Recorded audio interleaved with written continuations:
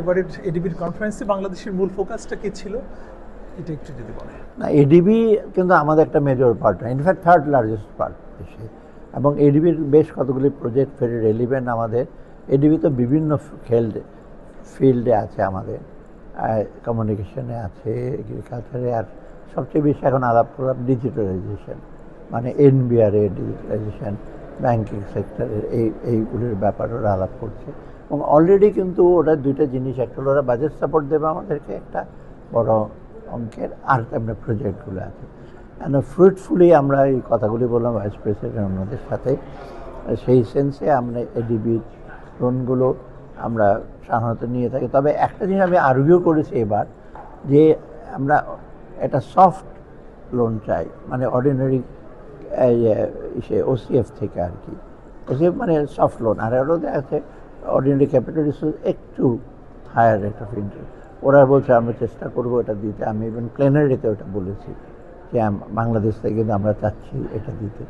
অতএব প্রথমত digitalization, more loan at a soft rate, concessional rate, তারপরে আমাদের ভালনারেবিলিটি, ডিজাস্টার ম্যানেজমেন্ট, ক্লাইমেট, সেটা একটা সবচেয়ে বড় জিনিস। ওদের একটা বিরাট, ওদের ওখানে ফান্ড দিচ্ছে, যেখানে ওয়ার্ল্ড ব্যাঙ্কও থাকবে। আর আমরা আর বলছি যে আপনার টেকনিক্যাল কোঅপারেশন, ডিজিটালাইজেশন, এগুলির বিভিন্ন ব্যাপার। তো সার্বিকভাবে এডিবির সাথে যে কথাগুলি হচ্ছে আমাদের এগোচ্ছে, এবং আমরা এক্সপেক্ট করছি আমাদের কতগুলো অর্থায়ন হয়তো জুন জুলাইয়ের দিকে হবে, একটা লেটেস্ট হয়তো সেপ্টেম্বর হয়তো যেতে পারে।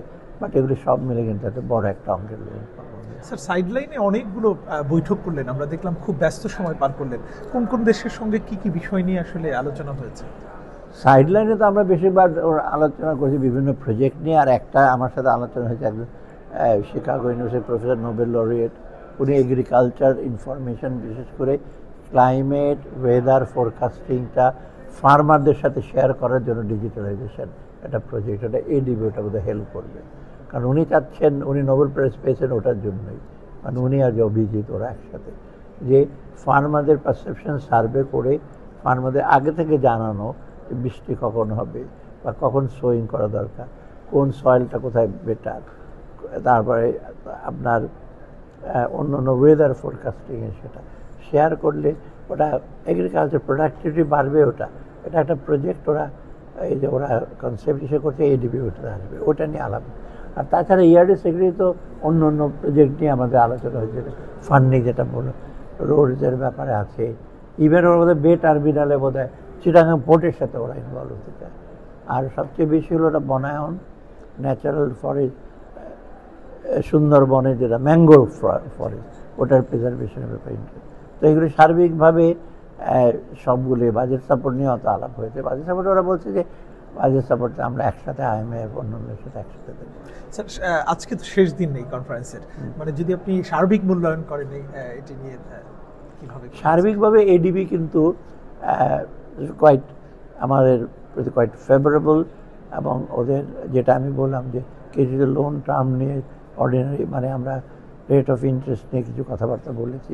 অর্থাৎ আমি মনে করি এটা ভেরি সাকসেসফুল ওয়ান। এডিবি কিন্তু প্রপোজাল, লোন নেগোসিয়েশন সব রেডি। ওরা বরং আমাদেরকে বলছে তাড়াতাড়ি করে যেন আমরা রেডিনেসটা এসে করি, কতগুলো কন্ডিশন ফুলফিল করে ওরা দ্রুত কিন্তু টাকা ডিসবার্স করতে পারবে।